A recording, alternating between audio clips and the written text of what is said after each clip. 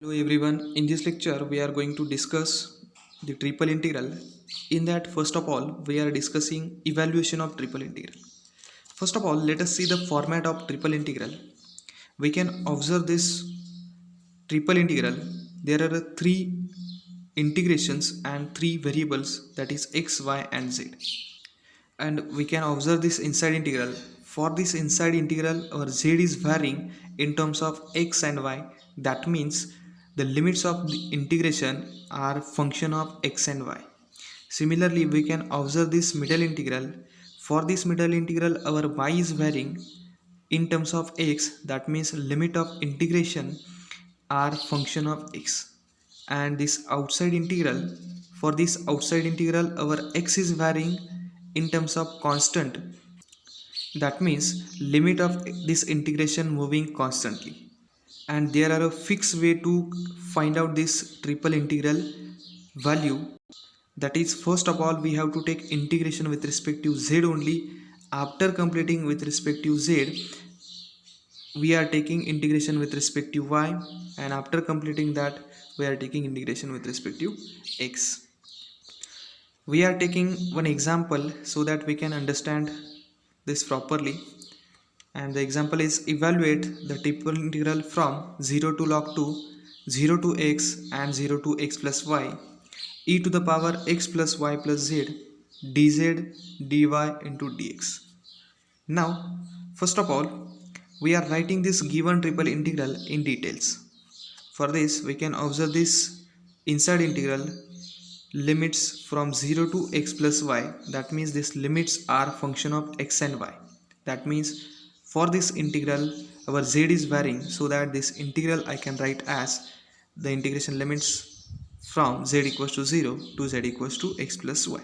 Similarly, we can observe this middle integral. For this middle integral, our y is varying because of limits of this integration are a function of x. Therefore, we can write this middle integral as y equals to 0 to y equals to x. Similarly, outside integral is moving constantly, so that for this integral our x is varying, so that I can write this integral as from x equals to 0 to x equals to log 2.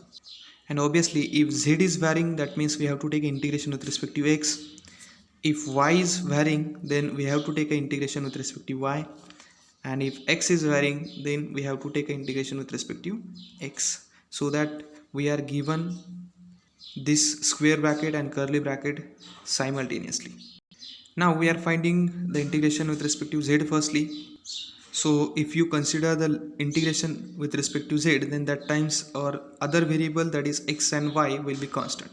So integration of e to the power x plus y plus z is nothing but e to the power x plus y plus z upon 1. And this denominator 1 is nothing but derivative of x plus y plus z with respect to z. Therefore, the integration of this e to the power x plus y plus z is as it is. Now, z equals to x plus y and z equals to 0 are the upper limit and lower limit of this integration. So in the next step, we are putting upper limit and lower limit. So we are replacing z by x plus y firstly. So first x plus y as it is, and instead of this z we are putting x plus y minus, now we are putting lower limit. So first two variable, that is x plus y as it is, and instead of z we are putting lower limit, that is z equals to 0. So it will be x plus y plus 0. So after simplifying this, we will get e to the power 2x plus 2y minus e to the power x plus y. Now we can observe this function. This function contains only x and y variable. There is a no z variable. That means our integration with respect to z is completed. Now our next target is to find the integration of this function with respect to y. So that time our x variable will be constant. Therefore, if you take integration of this first term, then it will be e to the power 2x plus 2y upon 2. This 2, because of derivative of 2x plus 2y with respect to y, is only 2, minus as it is e to the power x plus y, integration with respect to y is e to the power x plus y upon 1, and this upper limit, that is y equals to x, and lower limit, that is y equals to 0, as it is. Now in the next step we are putting upper limit and lower limit, that is e to the power 2x as it is plus 2 as it is. Instead of y we are putting upper limit, that is x, so e to the power 2x plus 2x upon 2 minus e to the power x plus y, e to the power x plus x, because we are putting y equals to x. Now our upper limit is completed, minus now we have to put lower limit, that is instead of y we have to replace 0. So e to the power 2x as it is plus 2 into 0, that is lower limit, upon 2 as it is, minus e to the power x plus 0, this is the 0 because of our y.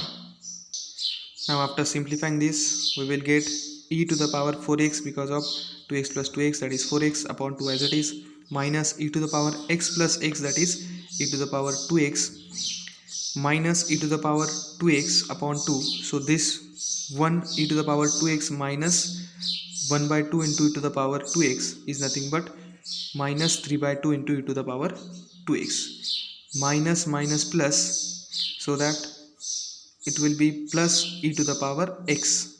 Therefore this is the simplification of this term. Now we can observe this function. This function contains only x variable, there is no y and no z variable. That means our integration of y and z are completed. Now our next target is to find integration of this with respect to x. So we are taking integration of 1 by 1 terms. So here 1 by 2 is constant, so I am taking outside.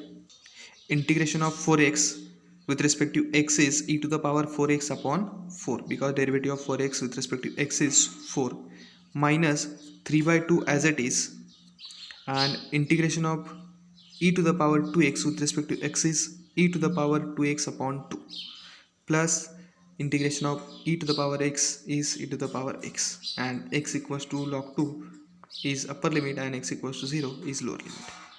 Now in the next step we are putting upper limit and lower limit. Before that we are simplifying this term, that is we are multiplying this denominator terms. So e to the power 4x upon 2 into 4, that is 8, minus 3 upon 2 into 2, that is 3 upon 4.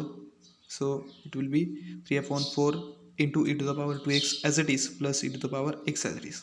Now in the next step we are putting upper limit and lower limit. So if I put upper limit, that is x equals to log 2, then it will get 1 upon 8 as it is e to the power 4 into log 2, instead of x there is a log 2, minus 3 by 4 as it is e to the power 2 as it is, instead of x I am putting log 2, plus e to the power log 2 instead of x, minus if I put now lower limit, that is x equals to 0, then it will be 1 by 8 as it is e to the power 4 into 0, instead of x I am putting 0, so it will be 0, minus 3 by 4 as it is e to the power 2x is nothing but e to the power 2 into 0 plus e to the power 0.